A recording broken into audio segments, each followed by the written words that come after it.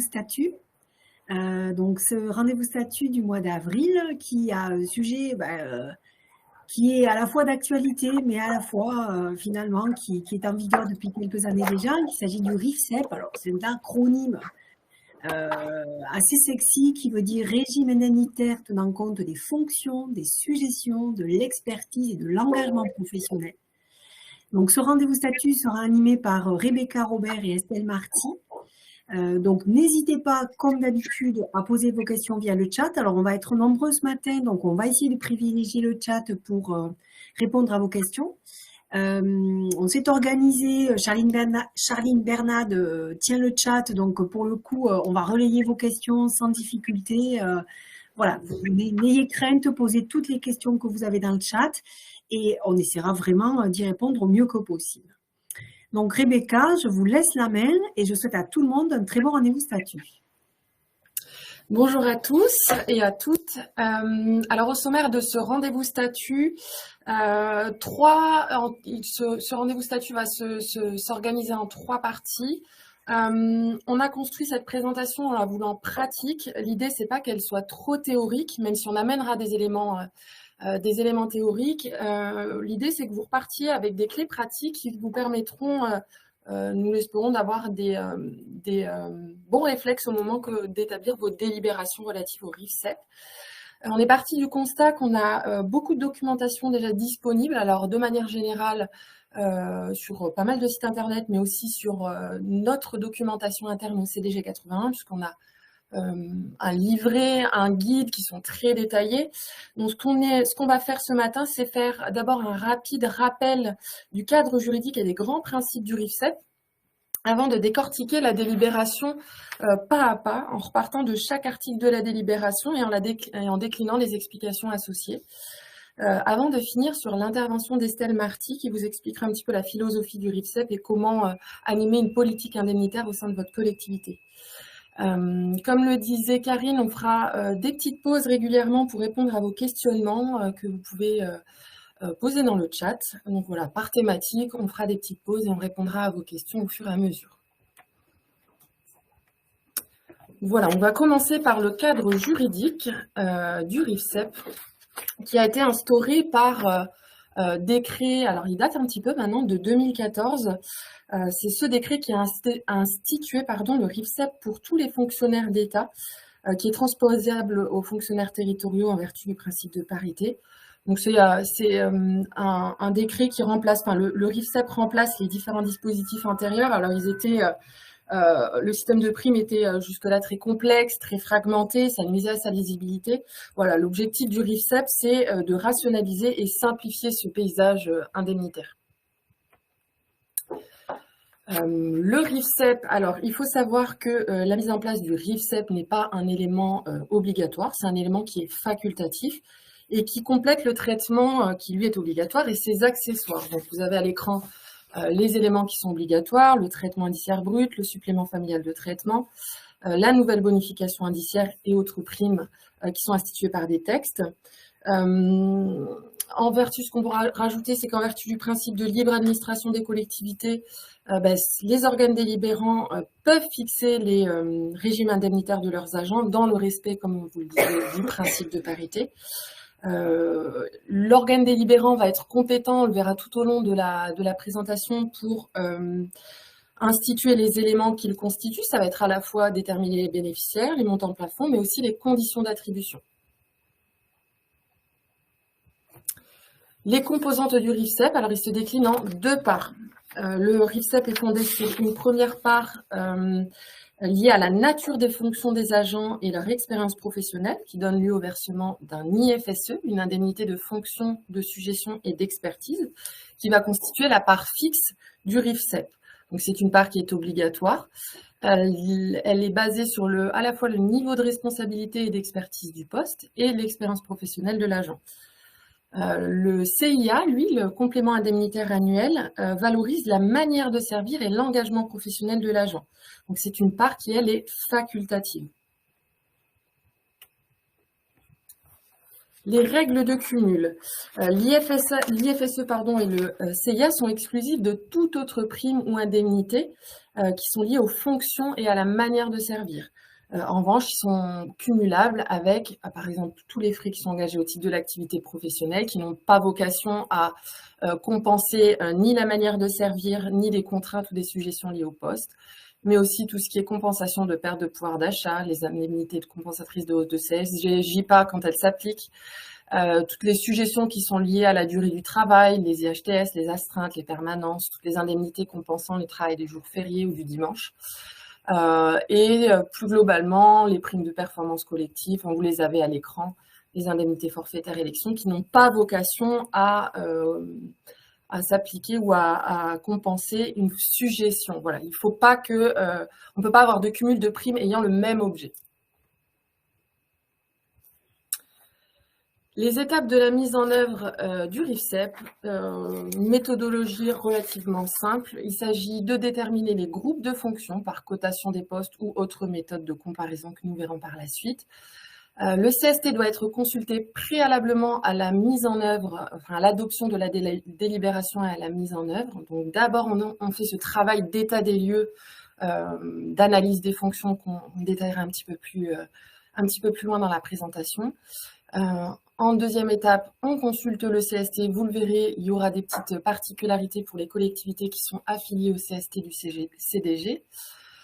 Ensuite, après passage au CST, le cas échéant, l'organe délibérant peut adopter la délibération et avant mise en œuvre au sein de la collectivité et prise des arrêtés individuels par l'autorité territoriale qui va décliner les dispositions de la délibération. Le rôle du CST, comme je vous le disais, il y a une petite particularité pour les collectivités qui sont affiliées au CST du CDG, puisque notre CST a été consulté sur un nouvel avis de principe le 4 mars dernier, qui remplace l'avis de principe de 2016. Alors, l'avis de principe de l'époque portait sur les critères relatifs à la détermination des groupes de fonctions, les critères relatifs à la prise en compte de l'expérience professionnelle qui sert de base à la détermination de l'IFSE et les critères relatifs à l'appréciation de la manière de servir qui sert à la détermination du CIA. Ces critères-là ont été reconduits à l'identique. La petite nouveauté ou les petites nouveautés tiennent à l'évolution des textes et de la jurisprudence dans le sens où la compétence du CST a été élargie par le législateur puisqu'il a désormais à connaître des orientations stratégiques de la politique indemnitaire. Donc ça a pour impact, il faut qu'on mette à jour à la fois les bénéfices, notamment les bénéficiaires. Ont également été modifiées les règles de maintien du régime indemnitaire en cas d'absence. Tout ça est lié à, on le verra après, un décret qui est très récent de 2024. Voilà pour la partie avis de principe. Les conséquences de cet avis de principe, qu'est-ce que ça change pour vous? Les collectivités qui sont affiliées au CST du CDG, je me suis un petit peu trompée, je crois que c'est à Charline. Je laisse la main à Charline, j'étais lancée, mais je laisse la main à Charline.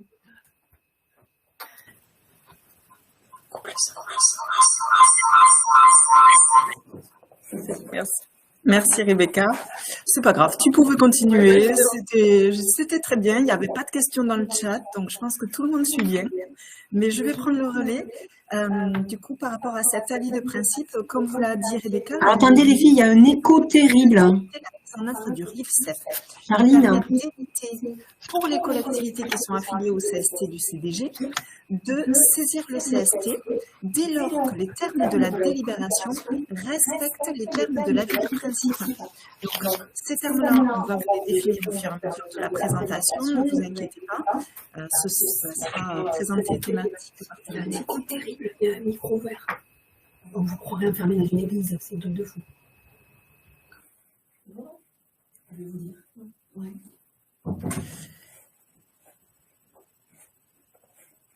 Charline, j'entendais l'écho, si je peux te dire s'il y est toujours. Est-ce que tout le monde m'entend bien? Oui, c'est beaucoup mieux, Charline. C'est mieux. On nous a indiqué que c'était compliqué de nous entendre. Oui, c'est mieux. Merci, Karine. Allez-y.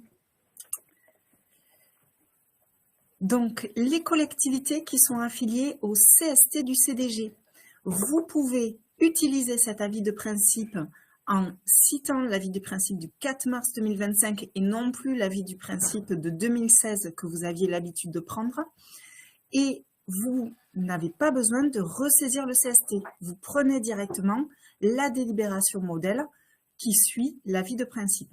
Si par contre, vous êtes affilié au CST du CDG et que vous ne souhaitez pas suivre notre avis de principe, il n'y a aucun souci. Vous êtes libre administration et vous pouvez vous-même décider de ce que vous mettez en place dans vos collectivités. Dans ces cas-là, il vous faudra suivre le process normal de saisir le CST pour que celui-ci se prononce sur un avis. Une fois que le CST aura rendu son avis, vous pourrez prendre la délibération adéquate. Pour les collectivités qui ne sont pas affiliées au CST du CDG, dans tous les cas, que vous preniez notre avis de principe, notre modèle ou que vous constituez le vôtre, il vous faudra saisir votre propre CST. Voilà, j'ai vu parmi les participants, justement, quelques membres de CST, que ce soit des représentants des collectivités ou des représentants du personnel. Je les remercie pour ce travail en collaboration avec nos services, puisque ça permet vraiment de simplifier la vie des collectivités, de mettre en place ce système d'avis de principe. Pour le modèle de saisine, pour les collectivités qui souhaiteraient saisir le CST, vous trouverez sur notre site internet un modèle de saisine à remplir. Ce modèle, en fait, il a été construit de façon à simplifier la lecture des membres de l'instance sur les points essentiels que vous allez insérer dans votre délibération. Donc, c'est pour ça qu'on vous a mis plein de petites anecdotes, plein de petits éléments qui vous permettront de vraiment construire votre modèle de délibération. Vous le trouverez. Donc, je me connecte en même temps sur le site internet, excusez-moi, mais ça a changé hier. Dans la base documentaire, vous avez un nouveau dossier qui s'appelle Instance et dialogue social, dans lequel vous avez un dossier CST, et c'est dans ce dossier-là où vous retrouvez tous les formulaires de saisine qu'on a mis en place, et notamment le modèle de formulaire de saisine pour le RIFSEP. Je vous rappelle les dates des prochains CST avec les dates de limite de dépôt des dossiers à respecter, s'il vous plaît, et idéalement à envoyer le plus tôt possible. Ces dates sont importantes parce que nous sommes contraints en matière de CST de diffuser les documents, les saisines aux membres de l'instance dans un délai restreint. Donc vraiment, c'est très important. Le prochain CST aura lieu le mardi 13 mai. Vous pouvez pour cela nous saisir jusqu'au mercredi 16 avril. Le suivant aura lieu le jeudi 2 octobre. Vous pouvez nous saisir jusqu'au 3 septembre. Le dernier de l'année aura lieu le jeudi 27 novembre et dans ces cas-là, vous pouvez déposer vos dossiers jusqu'au mercredi 29 octobre. Les dates 2, je le rappelle pour les personnes qui ne connaîtraient pas la distinction entre date 1 et date 2. Date 1, on présente un dossier.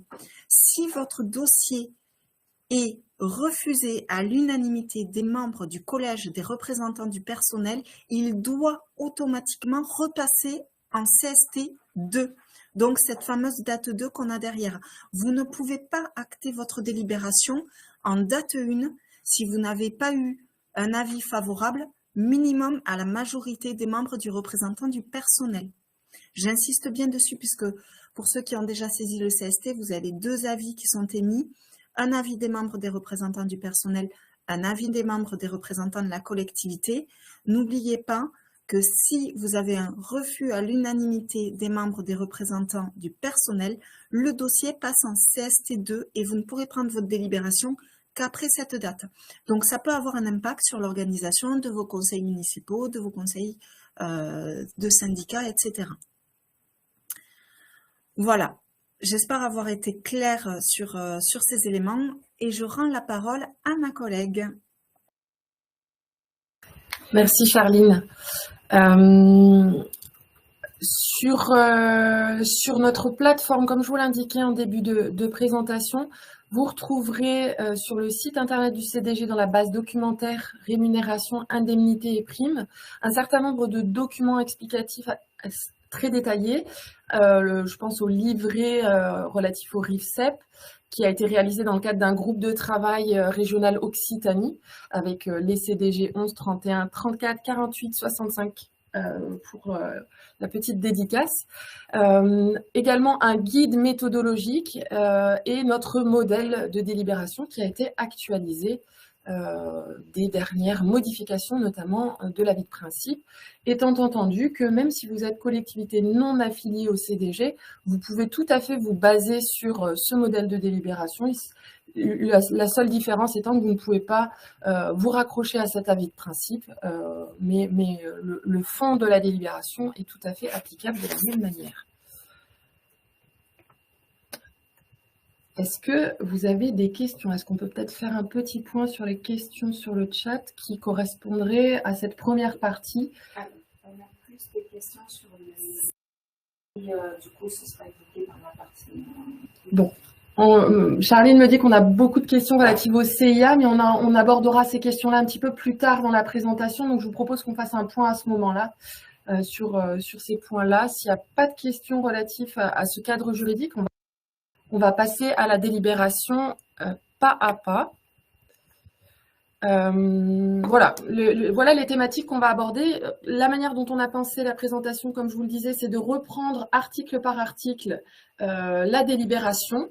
Donc, en commençant par les bénéficiaires du RIFSEP, puis en se penchant sur l'IFSE, comment on détermine les groupes de fonctions, quelles sont les modalités de maintien ou de suppression de l'IFSE en cas d'indisponibilité physique notamment, quelles sont les modalités de versement possibles, avant de passer au CIA, de la même manière, le classement dans les groupes de fonctions, les modalités de maintien ou de suppression et les modalités de versement.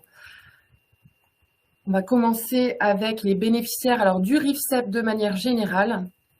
Le RIFSEP peuvent être bénéficiaires du RIFSEP les fonctionnaires, qui soient stagiaires ou titulaires, à temps complet ou à temps plein, mais également les contractuels de droit public, alors sans distinction liée à l'ancienneté, la durée ou le type de contrat. Et ça, c'est l'apport de la jurisprudence, une jurisprudence récente, peut-être de 2-3 ans, qui a évolué et interdit désormais de se fonder sur un motif de recrutement, par exemple contrat permanent ou non permanent, ou la durée de l'engagement, ou que ce soit la durée de l'engagement ou la durée dans l'emploi, ou l'ancienneté, enfin ce qu'on pourrait assimiler à l'ancienneté d'un agent pour l'exclure du bénéfice du RIFSEP. Donc je sais que ça a été possible pendant un certain nombre d'années, mais voilà, la jurisprudence a évolué sur ce point-là.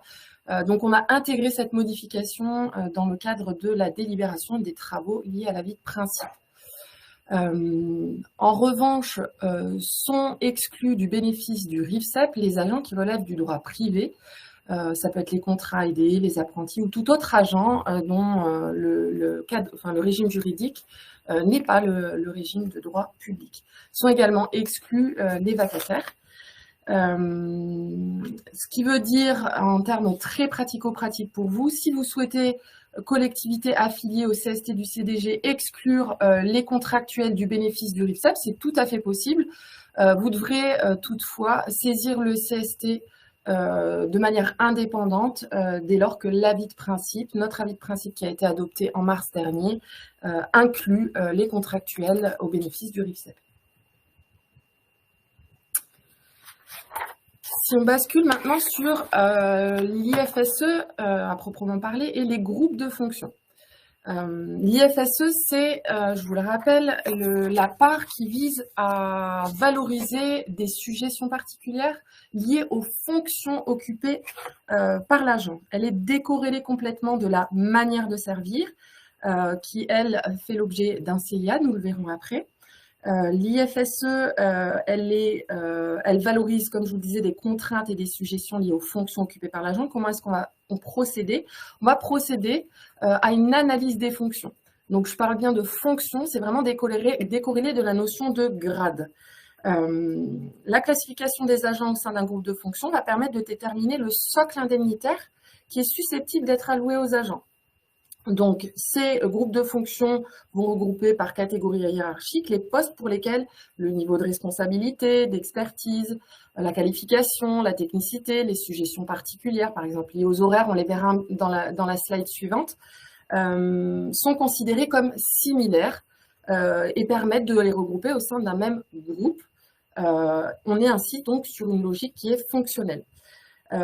Cette répartition, elle est effectuée sur la base de critères qui sont objectifs et qui permettent de tenir compte de ces spécificités, des spécificités des postes occupés par les agents.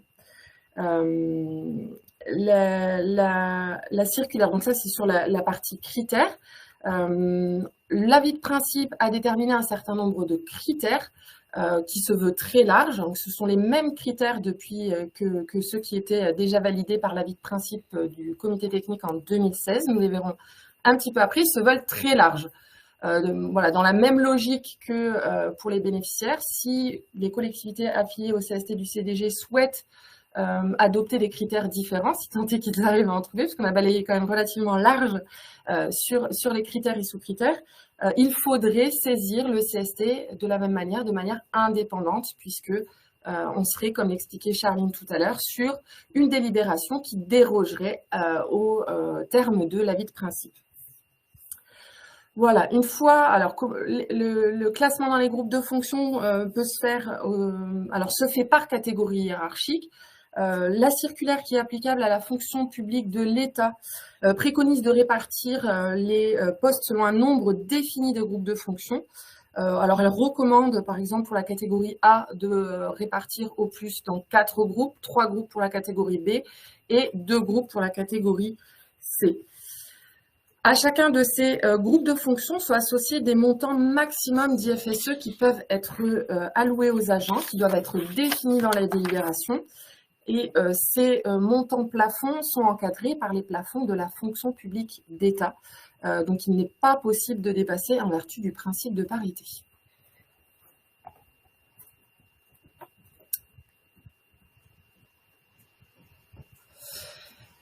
Un petit peu plus en détail pour les collectivités affiliées au CST du CDG, rapidement les critères qui ont été repris.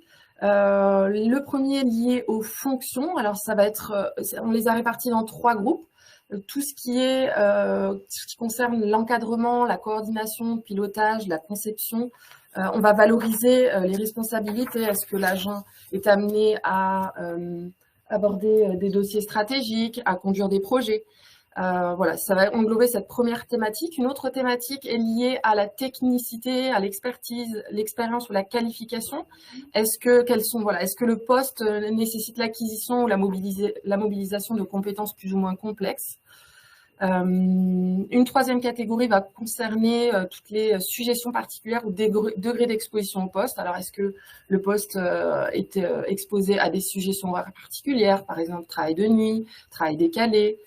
Est-ce qu'il y a des contraintes météo particulières? Est-ce que l'agent occupe des fonctions qui sont itinérantes? Voilà, ce sont des pistes de réflexion à vous, aux organes délibérants de déterminer, réfléchir sur les éléments qu'ils souhaitent valoriser au titre de l'IFSE.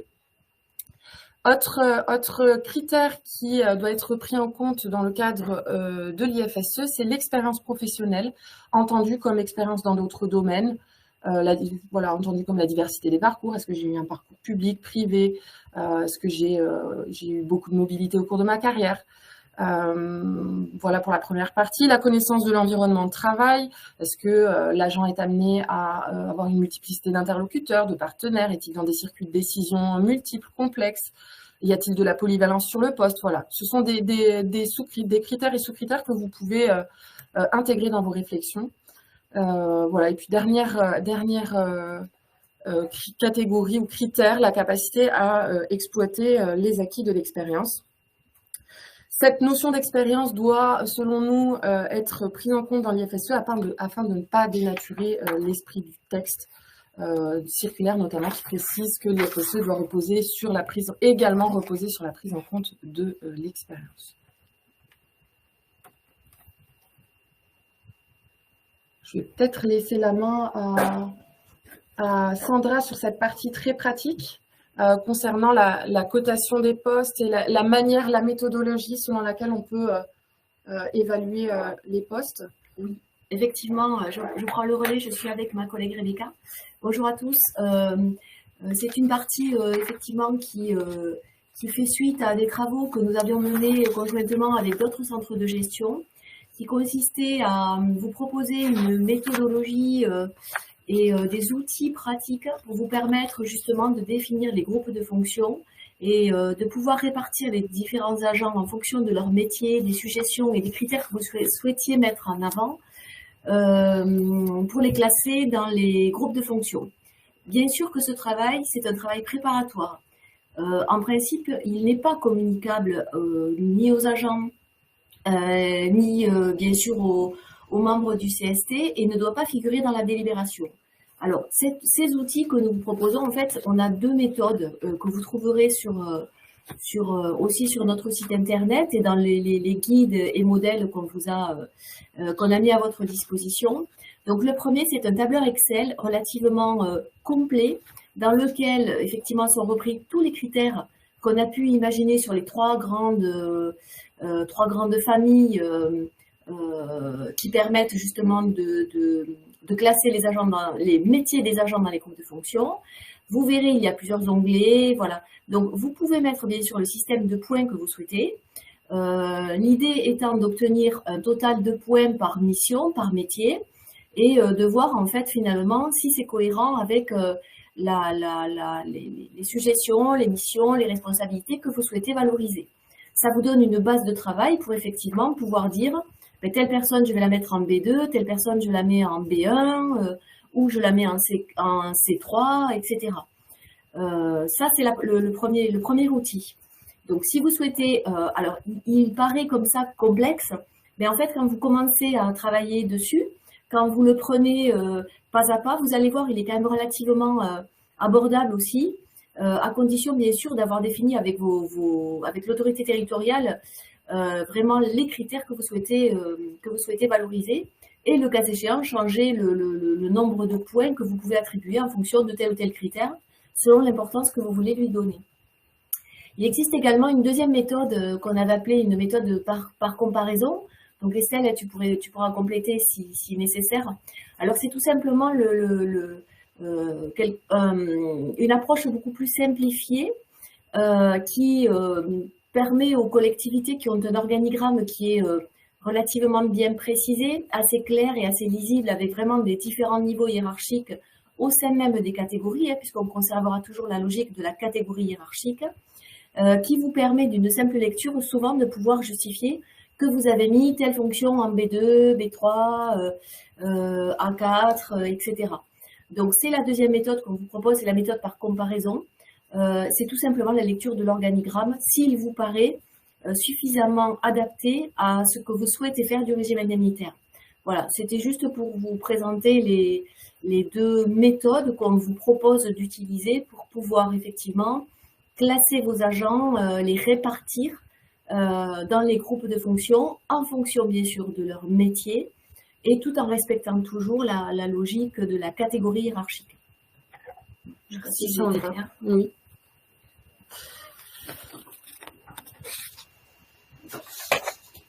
L'objectif de la délibération, enfin de la démarche, est d'aboutir, vous le verrez dans le modèle de délibération, à un tableau, comme vous le voyez à l'écran, qui classifie les fonctions que la collectivité souhaite valoriser au titre de l'IFSE.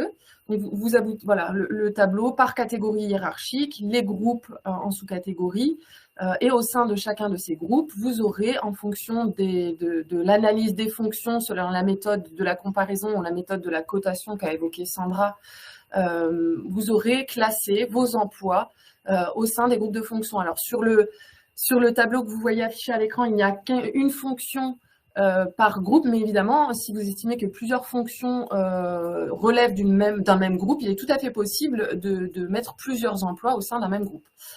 À chacun de ces groupes de fonctions est associé, comme je vous l'ai indiqué, un montant maximal annuel pouvant être alloué. Ces montants maximums sont encadrés par les plafonds qui sont applicables au sein de la fonction publique d'État en vertu du principe de parité, selon lequel on ne peut pas attribuer, enfin, les fonctionnaires territoriaux ne peuvent pas être mieux traités que les fonctionnaires de la fonction publique d'État. Voilà, vous avez des tableaux de concordance. Ces tableaux, vous les retrouvez à la fois dans le modèle de délibération qui est en ligne et au sein du livret et du guide. À noter que voilà, s'il s'agit de plafonds annuels, que l'autorité territoriale a une certaine marge de manœuvre, c'est-à-dire qu'elle est libre d'attribuer par voie d'arrêté des montants inférieurs. Donc en pratique, il peut être intéressant de ne pas fixer des seuils trop bas au risque de perdre de la marge de manœuvre voilà, au moment de la fixation, au moment de la prise par l'autorité territoriale des arrêtés individuels, ce qui vous obligerait à redélibérer avant de pouvoir arrêter des montants plus élevés que ces plafonds.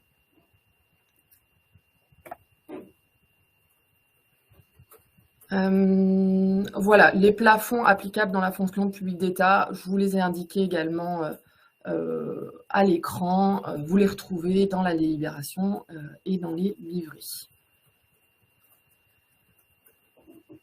L'IFSE, comment doit-elle verser ou à quelle périodicité plutôt doit-elle être versée? Alors, il n'y a pas de règle, c'est à vous de la déterminer. Vous pouvez déterminer une périodicité, qu'elle soit annuelle, mensuelle, trimestrielle, semestrielle ou autre, en fonction voilà, de vos impératifs. C'est à vous de voir quelle est la période. En général, on voit l'IFSE est versé mensuellement, mais vous pouvez tout à fait décider d'une autre modalité de versement. S'agissant du maintien ou de la suppression de l'IFSE. Vous voyez à l'écran, alors j'ai regroupé les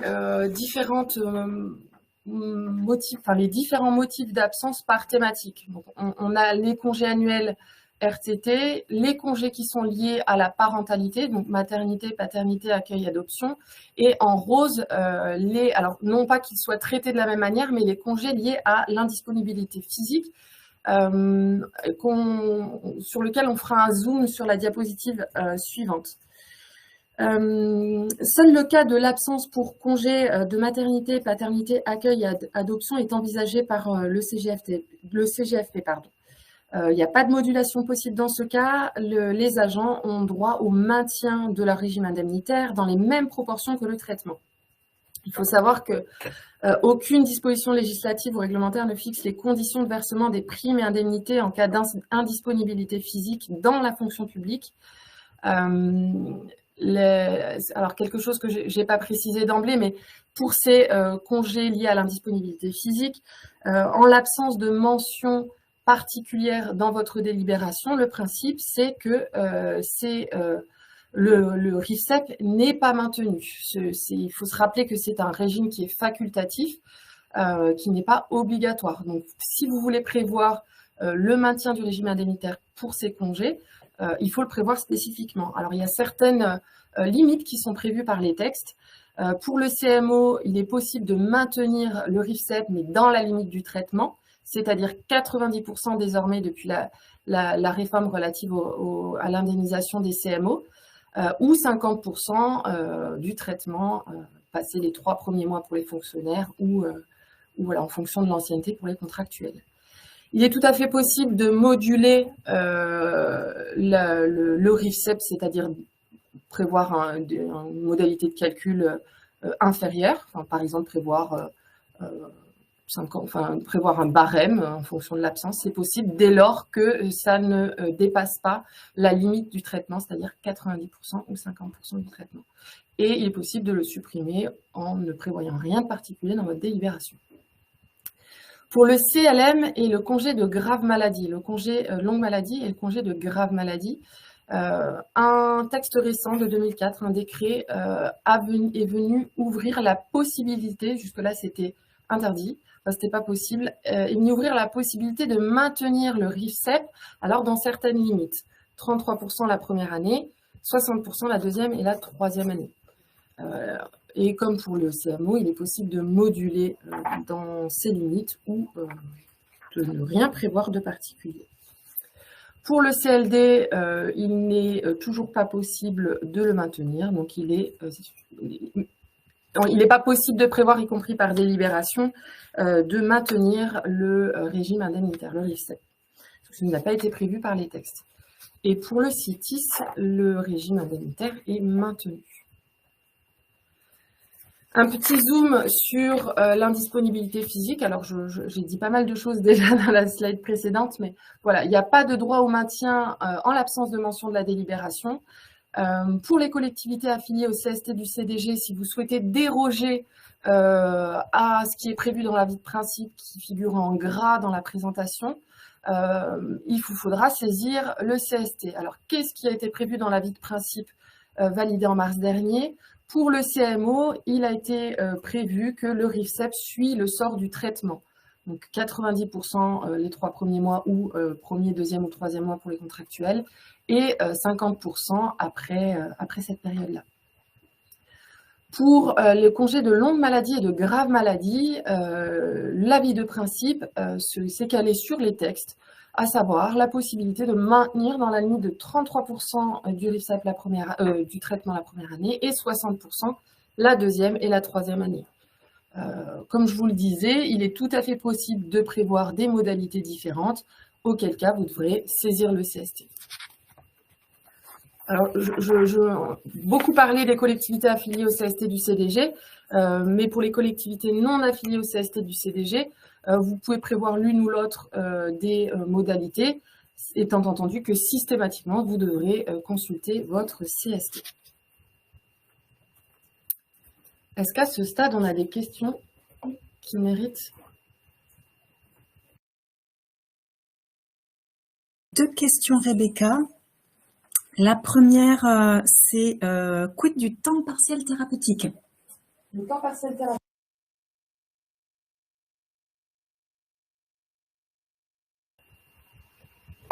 Le temps partiel thérapeutique, le RIFSEP est maintenu dans les mêmes conditions.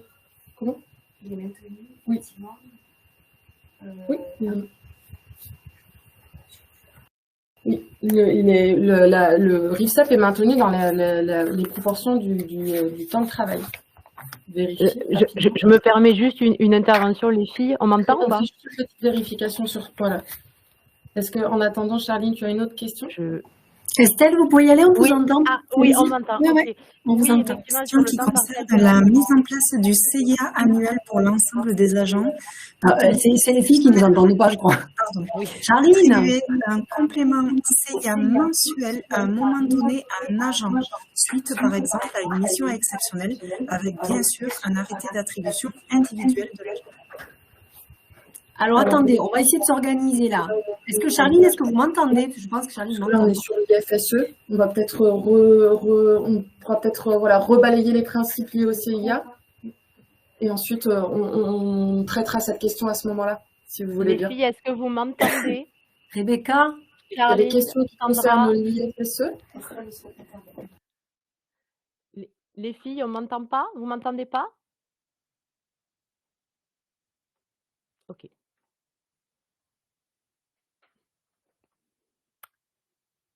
Moi, je n'entends plus rien.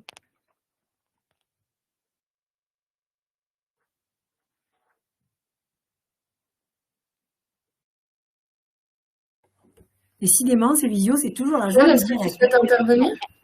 Oui, on a parlé, on essaie de faire des signes. Ah, désolée. En fait, on parle tout en même temps. Alors, en fait, Estelle était en train d'intervenir quand Charline a reposé une autre question. Bon, c'est pas grave. On repart, on rembobine le fil. Estelle, allez-y. Est-ce qu'on m'entend?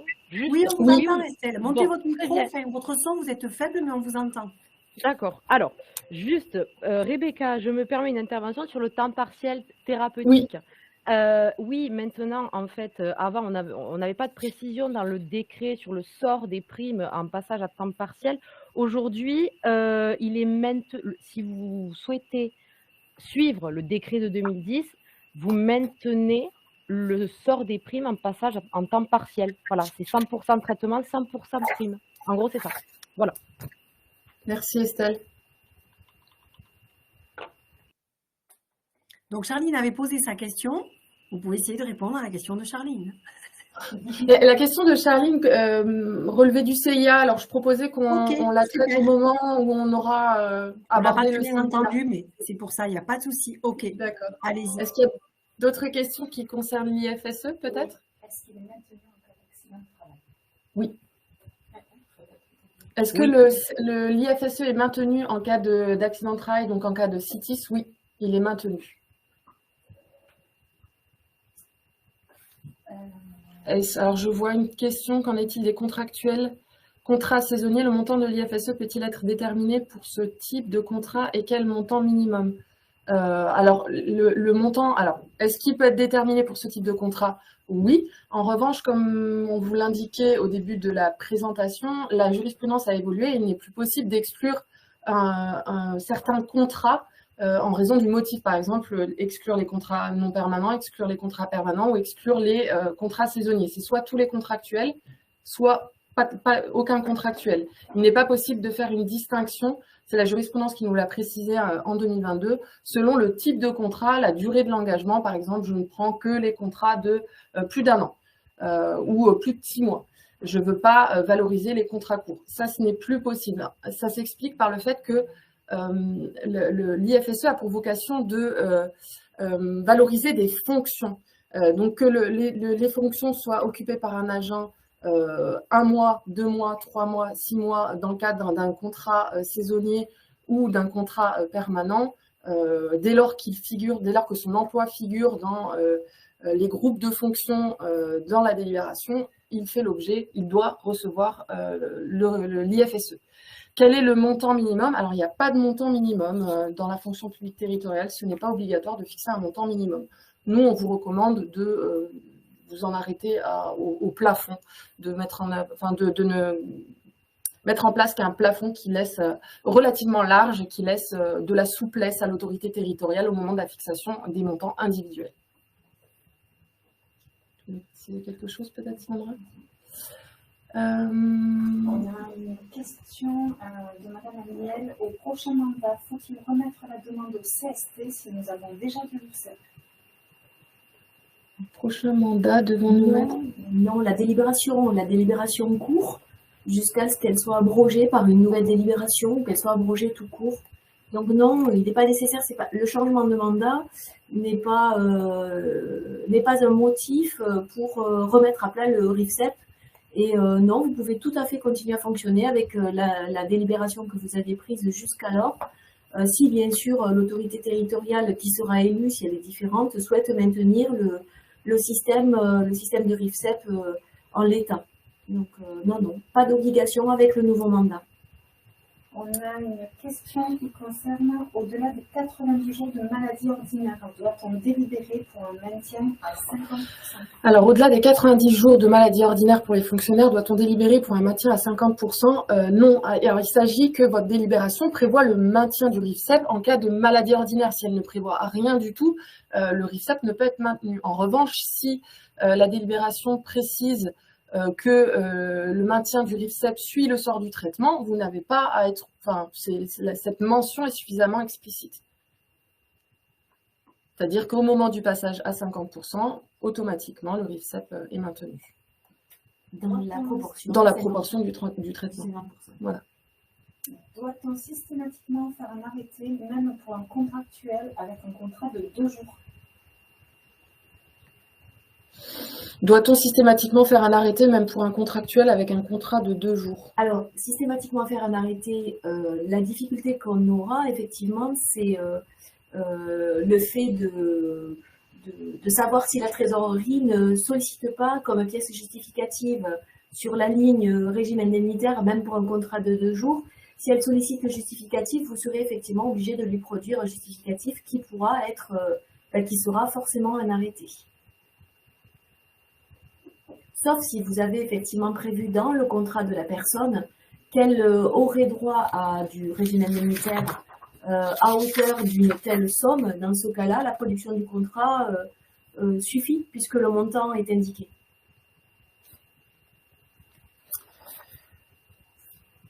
Ce n'est pas une obligation légale en soi, c'est juste une production d'une pièce justificative. C'est donc un document comptable principalement. C'est comme ça qu'il faut l'entendre. Merci Sandra. Je vois une autre question pour Madame Roméo pour un agent de catégorie C groupe 1. Alors le plafond qui est indiqué dans la diapositive est un plafond, c'est une simulation. Je ne me suis pas calée sur, c'est un exemple, c'est pas un plafond qui correspond au montant maximal, il est un petit peu inférieur. Mais vous pouvez tout à fait vous caler sur les plafonds maximum applicables à l'État. C'était juste une illustration et pour la diapositive, je l'ai mis un petit peu en dessous. Voilà, et on le reverra tout à l'heure, mais par rapport à ce plafond, je pense qu'il y a une diapositive très claire là-dessus.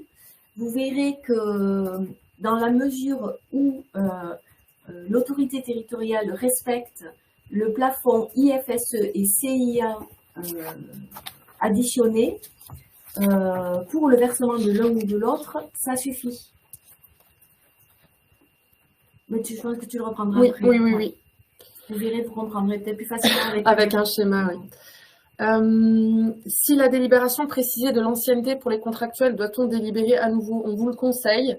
Il y a un risque contentieux à appliquer votre délibération en l'état, puisqu'elle ne correspond plus à ce qui est applicable, à ce que la jurisprudence permet de faire. Donc, on vous conseille de vous caler sur les dernières évolutions réglementaires. Est-ce que le modèle de délibération, nouvelle version, est en ligne? Oui. Merci Charline. Charline a répondu.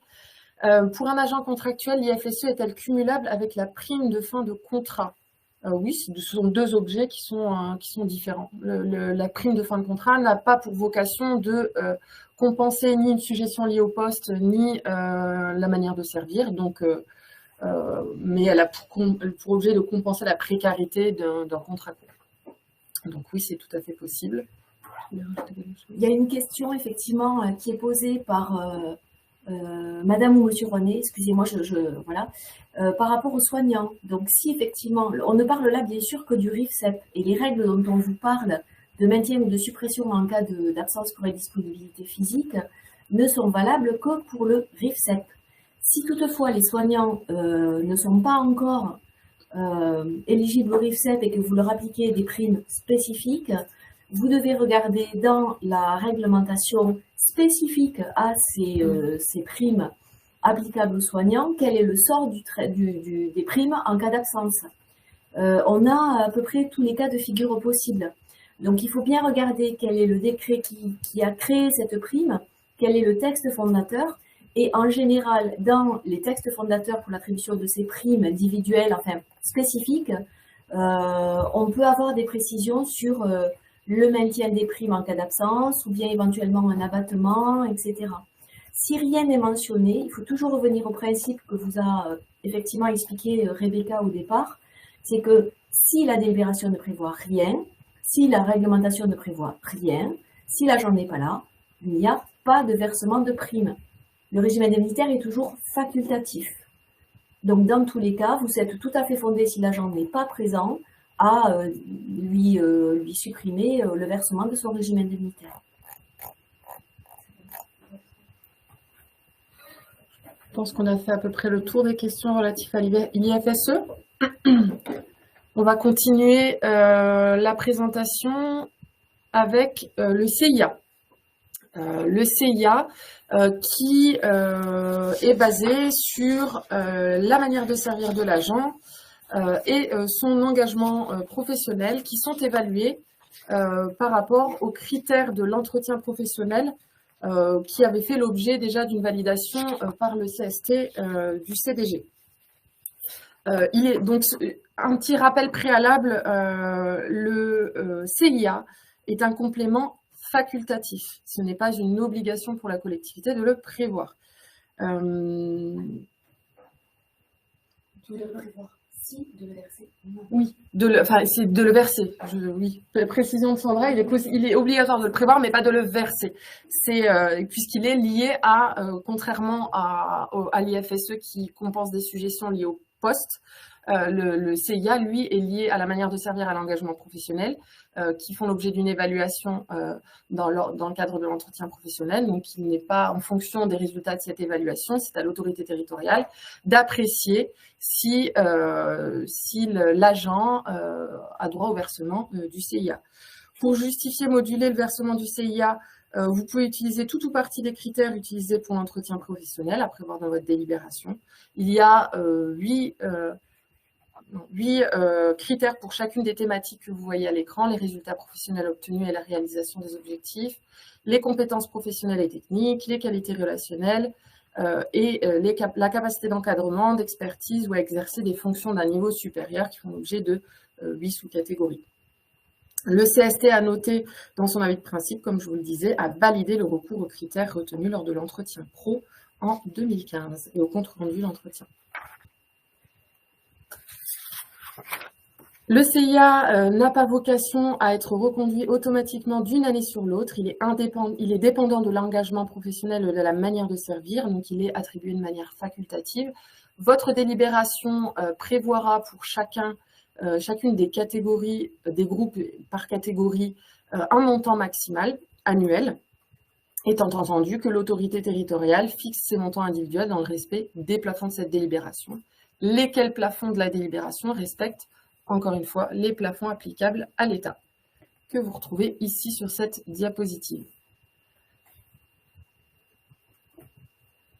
À noter que les plafonds de l'IFSE et du CIA doivent respecter l'enveloppe globale annuelle applicable également par référence à ce qui se fait dans la fonction publique de l'État, donc c'est la dernière colonne. Dans tous les cas, il faut bien veiller, quand vous fixez vos montants plafonds, à ce que l'IFSE, le montant plafond de l'IFSE ajouté au montant plafond du CIA, ne dépasse pas le plafond global surligné en rouge dans la diapositive.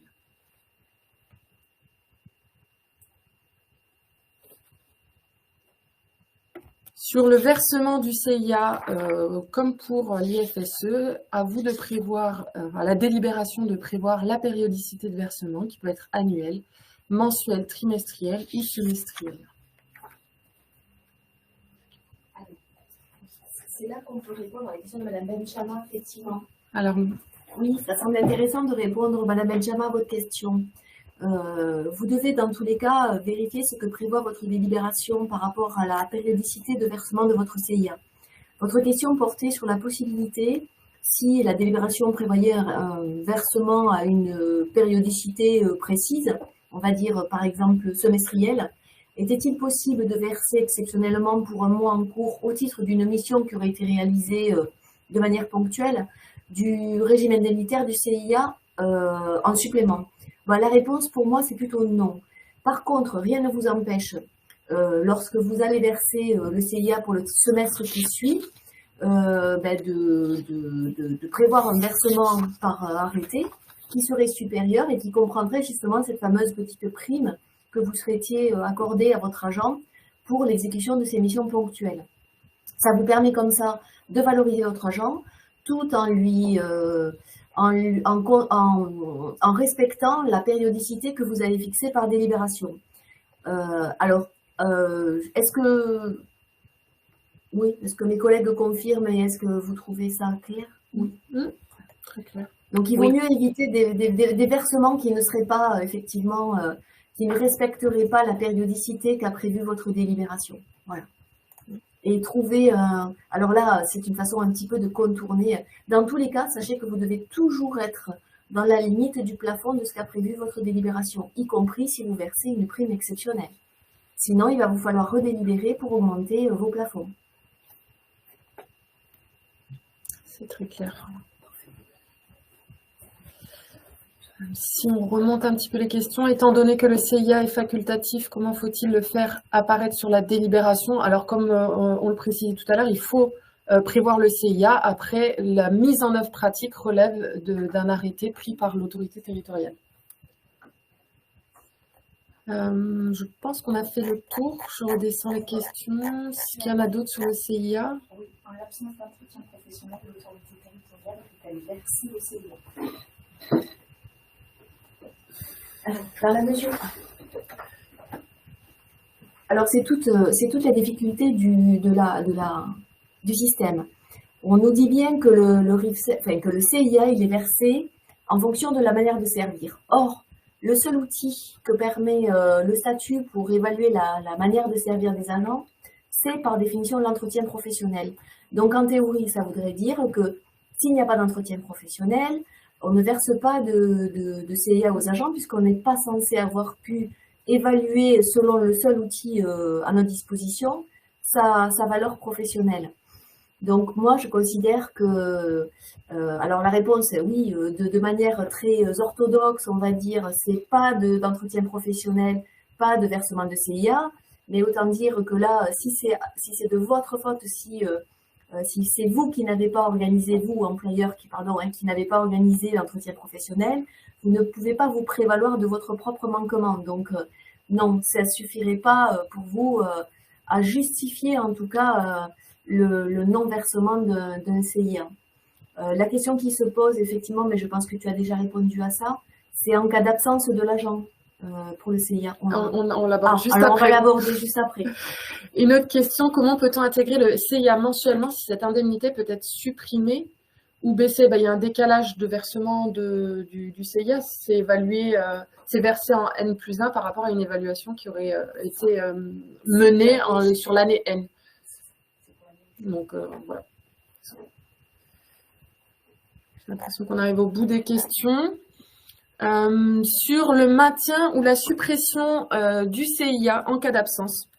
Le CIA a vocation à être réajusté après chaque évaluation annuelle pour tenir compte de l'atteinte des objectifs et de la manière de servir. À l'évaluateur d'apprécier si le congé en question a eu un impact sur l'atteinte des résultats, eu égard à sa durée, à la manière de servir de l'agent, et est-ce qu'il doit se traduire par un ajustement du CIA. Puisque le CIA a quand même vocation à être attribué aux agents qui ont effectivement exercé leurs fonctions pendant un temps suffisant pour que l'autorité territoriale soit à même d'apprécier la manière de servir de l'agent, son engagement professionnel. À noter que pour le congé maternité, paternité, adoption ou d'accueil, les textes prévoient spécifiquement qu'il n'y a pas de modulation possible du CIA. Je pense qu'on a fait, alors on a déjà fait des réponses aux questions. Est-ce qu'il y en a peut-être d'autres qui sont arrivés sur le CIA? Alors je vois qu'il y a une question sur l'IFSE. Doit-on verser l'IFSE à tous les agents contractuels si la délibération spécifie que le RIFSEP est élargi à l'ensemble des cadres d'emploi? Alors,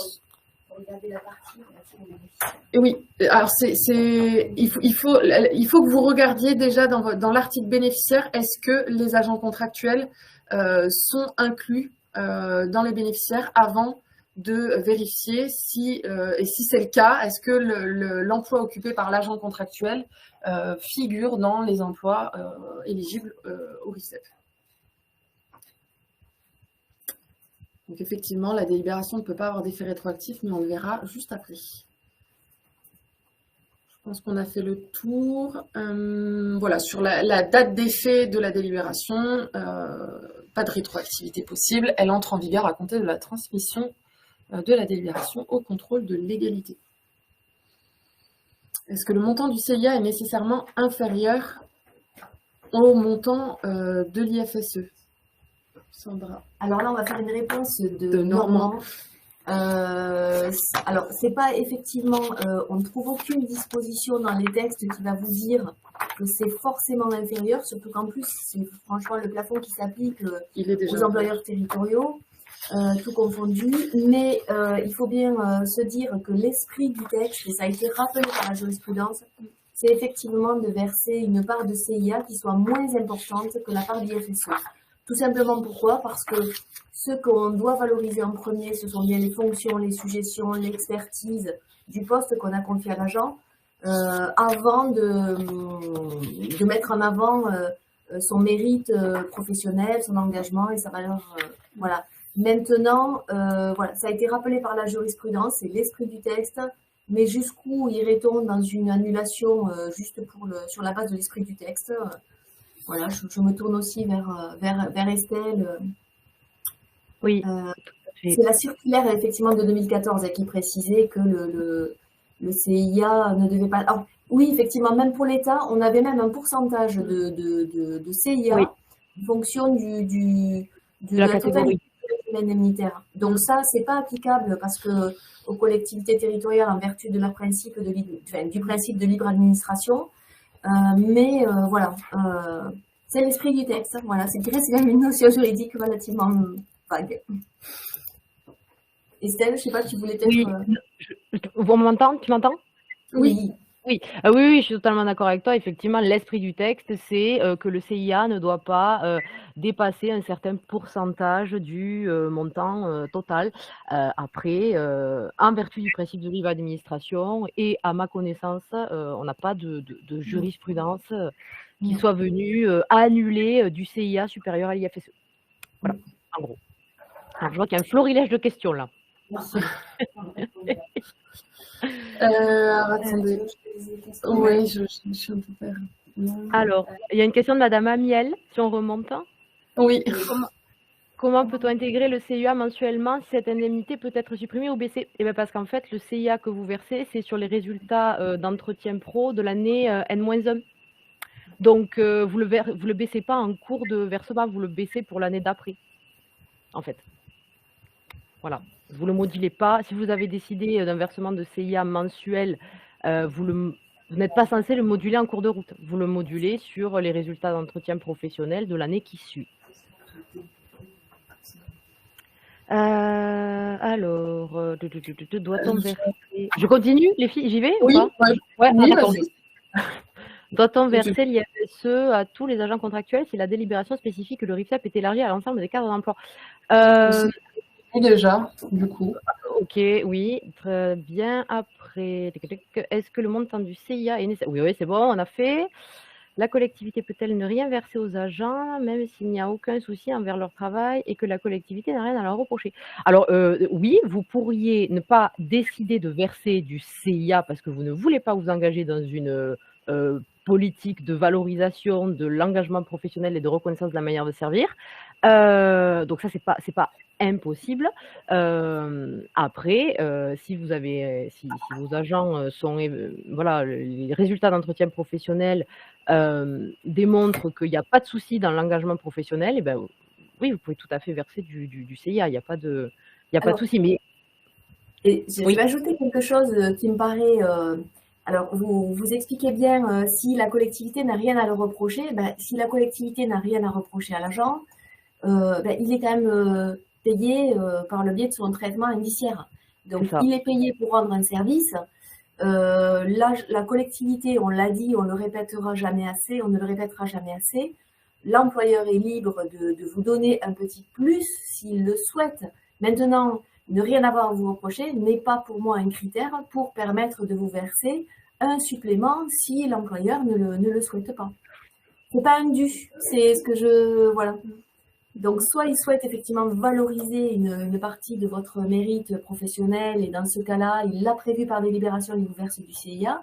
Mais si financièrement, il n'a pas la possibilité de vous verser du CIA, c'est pas parce qu'il n'a rien à vous reprocher que ça le contraint en quoi que ce soit. Il pourrait même ne pas y avoir de régime indemnitaire, ce serait tout à fait légal. Quel que soit, bien sûr, sans préjuger de quoi que ce soit par rapport, bien sûr, à votre valeur professionnelle. Hein. C'est pas du tout ce que je... Ouais.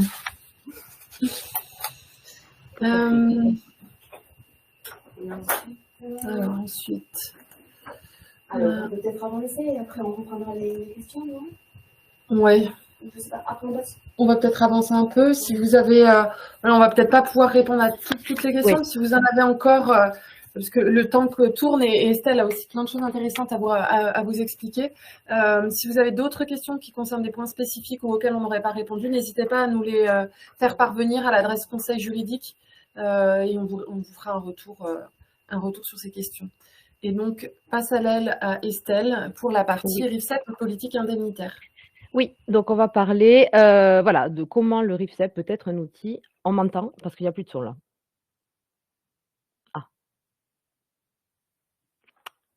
On m'entend ou pas? Moi, j'entends plus. C'est bon. Oui, c'est bon. Oui, c'est bon, c'est OK.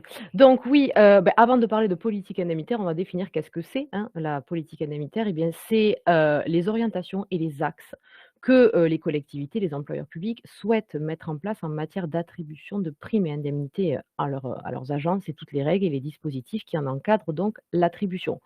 On parle de schéma directeur RH en matière de primes. Une fois cela posé, vous avez sur la slide d'après, pour construire une politique indemnitaire, un outil, celui dont je vous parle depuis le début, c'est le RIFSEP et à mon sens, à notre sens d'ailleurs, c'est le seul outil qui vous permet une marge de manœuvre en matière de politique indemnitaire et de politique de rémunération, puisque l'autre pan de la rémunération, c'est la rémunération statutaire, la rémunération indiciaire qui est quand même figée, dans une grille indiciaire sur lequel vous pouvez pas, voilà, vous pouvez pas moduler, hormis, les règles qui sont prévues d'avancement d'échelon, voilà. Et donc, avec le RIFSEP, vous disposez donc de ce cadre structurant pour mettre en place cette politique cohérente qui doit être formalisée autour des 2 axes, et des 2 composantes du RIFSEP, l'IFSE et le CIA dont on parle depuis le début. Avec cette base-là et cette structure-là, vous allez pouvoir utiliser le RIFSEP comme un outil de pilotage et de politique RH et donc mettre en musique votre politique indemnitaire qui peut avoir pour objectif, et là c'est un voilà un rappel, qui peut poursuivre voilà plusieurs objectifs, vous les voyez à l'écran: garantir l'équité et la transparence de traitement, valoriser le travail, encourager l'engagement professionnel, reconnaître certaines fonctions particulières, favoriser la motivation, qui peut avoir pour objectif des enjeux d'attractivité, de fidélisation ou bien encore d'assurer une bonne en tout cas une gestion budgétaire maîtrisée.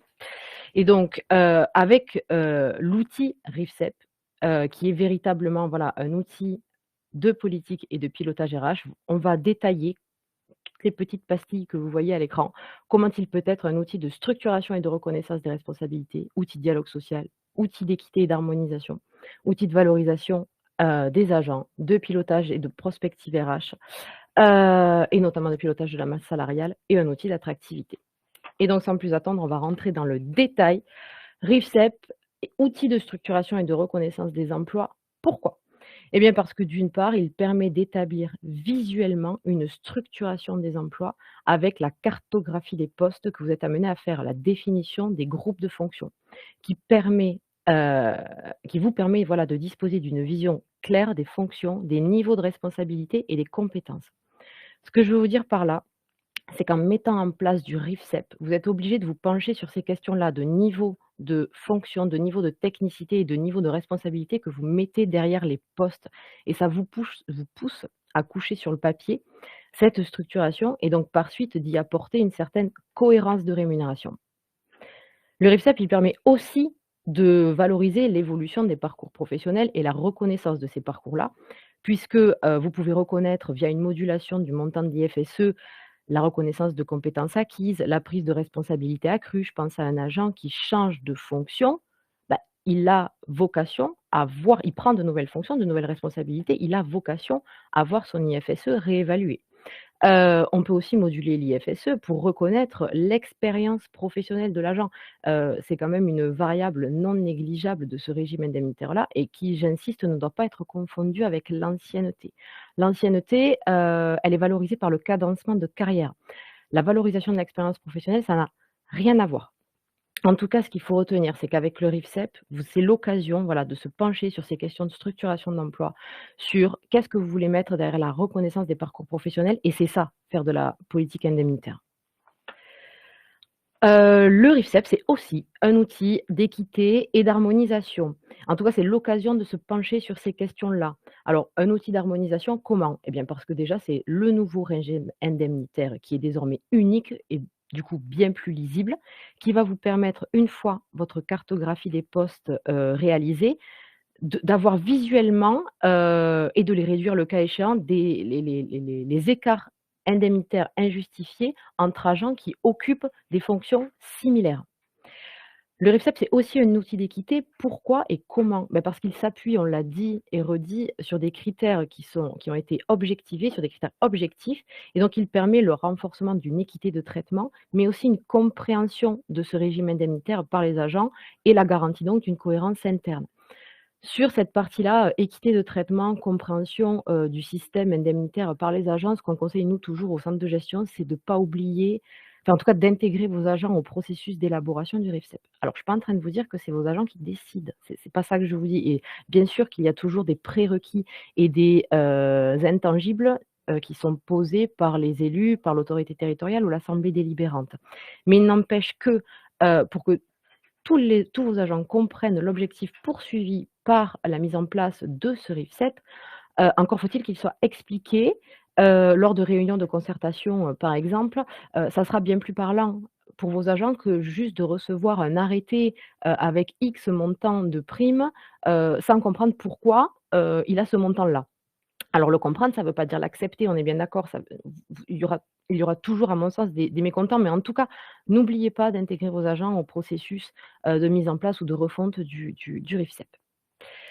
Le RIFSEP, c'est aussi, un outil de valorisation de l'engagement des agents. Alors on vient d'en parler, comment? Ben, par la mise en place de la part variable du RIFSEP, c'est ce fameux CIA, c'est quand même la nouveauté majeure de ce enfin, c'était la nouveauté majeure de ce dispositif puisque voilà, c'est, pour mémoire, même si on vient d'en parler, l'introduction d'une dimension, d'évaluation et de reconnaissance de cet engagement professionnel et de la manière de servir.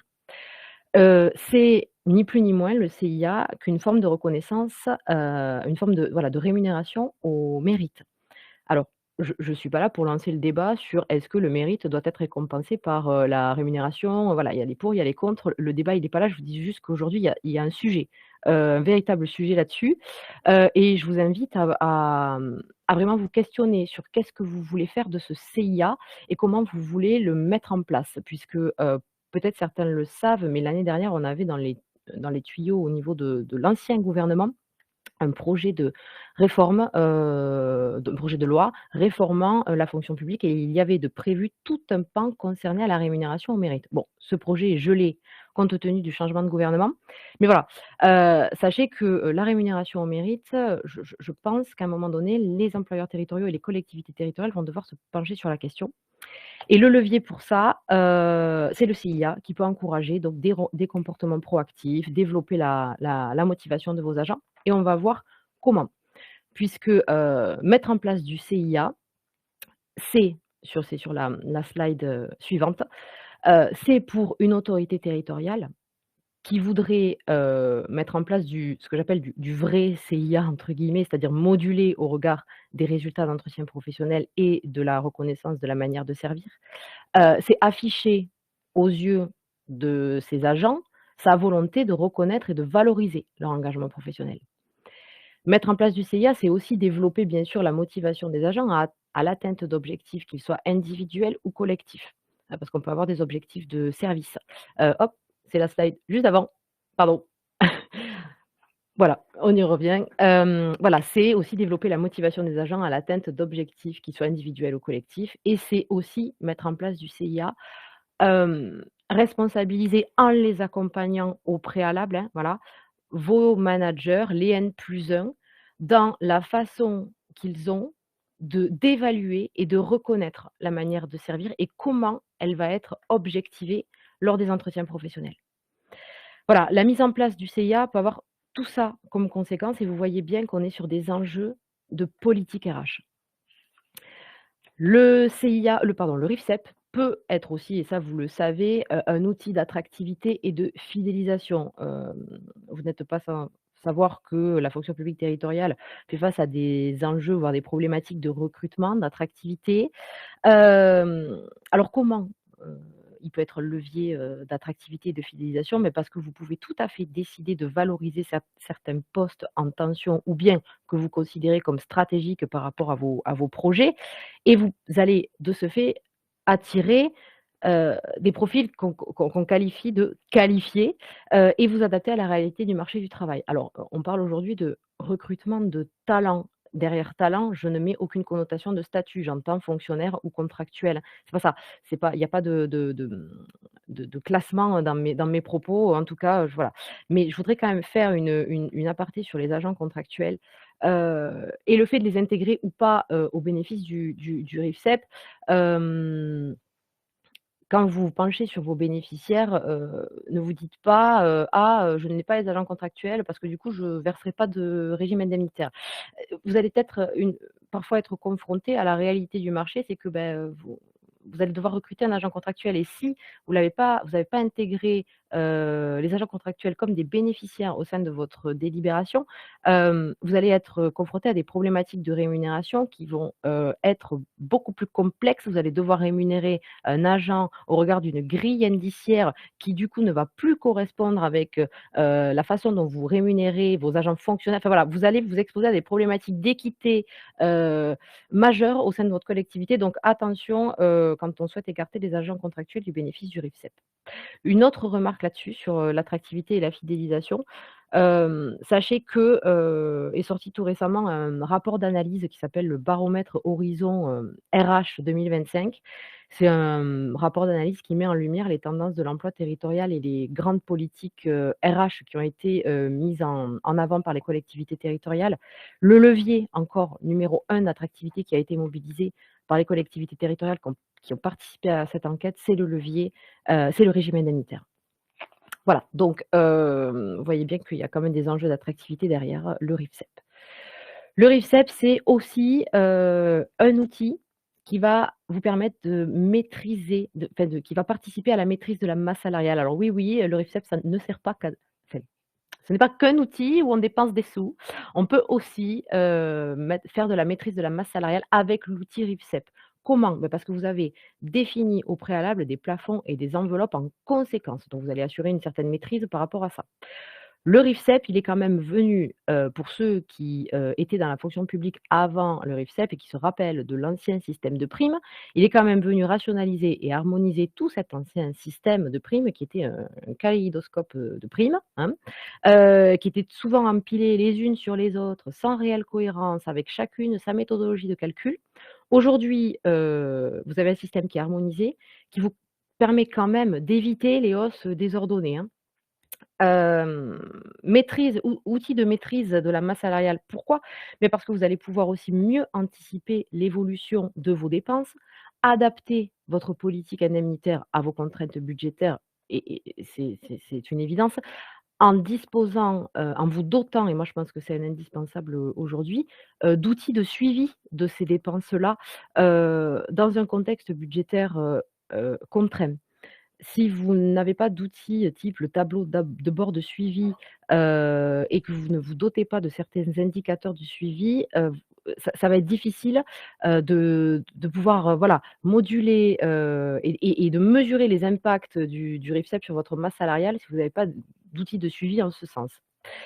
Et enfin, le RIFSEP peut aussi participer à la maîtrise de la masse salariale puisqu'il vous permet, grâce à sa flexibilité, on en a parlé, de moduler et d'aligner vos choix, en fonction des priorités et des projets stratégiques et d'y allouer les montants que vous souhaitez, voir verser à ces postes stratégiques-là, bien sûr, toujours, en fonction des capacités financières de la collectivité. Et enfin, et non des moindres, le RIFSEP, c'est bien évidemment un outil de dialogue social, puisque, sa mise en place nécessite concertation avec les élus, on l'a dit, les services RH, les agents, on l'a dit, mais bien évidemment, on l'a dit et redit, avec les représentants du personnel, suite au passage, en CST. C'est quand même le filtre qui, oblige les employeurs publics à expliquer leurs choix, leurs critères, objectivés et qui rend, voilà, votre politique indemnitaire plus explicite et plus objective. Bien utiliser quelque part le RIFSEP, pour conclure un petit peu sur cette partie-là, c'est, au-delà c'est un véritable outil RH qui, dépasse la seule notion de rémunération. Je pense que, quand vous devez aujourd'hui penser RIFSEP en l'intégrant dans une logique de gestion des compétences, d'attractivité, de motivation. Alors vous me direz: «Oui, mais OK, vous me dites ça à moi, mais voilà, je suis, technicien, je suis gestionnaire RH et je ne suis pas, je n'ai pas le pouvoir de décision qui appartient bien évidemment à l'élu, à l'autorité territoriale, à l'assemblée délibérante». Quelque part, c'est aussi, votre rôle en tant que professionnel de la RH de sensibiliser vos élus à tous ces enjeux-là, ce qu'il y a derrière le RIFSEP, en leur expliquant ce qu'on vous a expliqué, voilà, sur toute la première partie, pardon, de la présentation, l'outil technique RIFSEP et qu'est-ce que ça veut dire sa mise en œuvre, quels enjeux on y met derrière. Voilà. Alors, sachez que bon, maintenant qu'on a bien fait mal à la tête avec, nos histoires de RIFSEP, on peut vous accompagner, au CDG 81 sur la mise en place ou un projet de refonte de votre régime indemnitaire, selon une méthodologie que vous voyez à l'écran. On commence par recueillir bien évidemment la volonté politique, les objectifs, les arbitrages, le sort des primes en cas d'absence. Est-ce qu'on met en place un CIA? Oui, non, pour poursuivre quel but? On poursuit avec une analyse des postes, et un état des lieux, voilà, des niveaux de fonction qui existent chez vous. Alors là, le prérequis nécessaire, c'est quand même, voilà, l'existence à minima d'un organigramme et de quelques-unes de quelques fiches de poste. On y adosse une analyse, du régime indemnitaire existant. On vous accompagne à la classification, et à la cotation des postes si ce n'est pas fait ou, on vous accompagne à sa refonte, à la détermination des groupes de fonction bien sûr. On peut aller jusqu'à faire des scénarii, et des simulations et on peut vous accompagner aussi, à la mise en œuvre, donc c'est-à-dire, rédaction du dossier de saisine de CST si tant est que vous saisissiez le CST et que vous ne preniez pas notre avis de principe, à la rédaction de la délibération et à la mise en place des arrêtés individuels de versement le cas échéant. Voilà, c'est tout pour moi et je vous remercie pour votre attention. Merci Estelle. Je pense qu'on a dû faire le tour des questions. Si vous avez des questions résiduelles, voilà, on y répondra individuellement voilà, sur nos boîtes mail respectives. Merci à tous pour votre participation. Merci Estelle. Et puis à bientôt pour le prochain rendez-vous statut qui sera sur le thème de la retraite. Le 15 mai. L'accompagnement du CDG en la matière. L'accompagnement du CDG en la matière, mais je peux te donner. Et les aides du FI. Et les aides du FIPHFP. Merci. Sans me tromper. Voilà. Bonne journée à tous et à bientôt. Au revoir. Au revoir.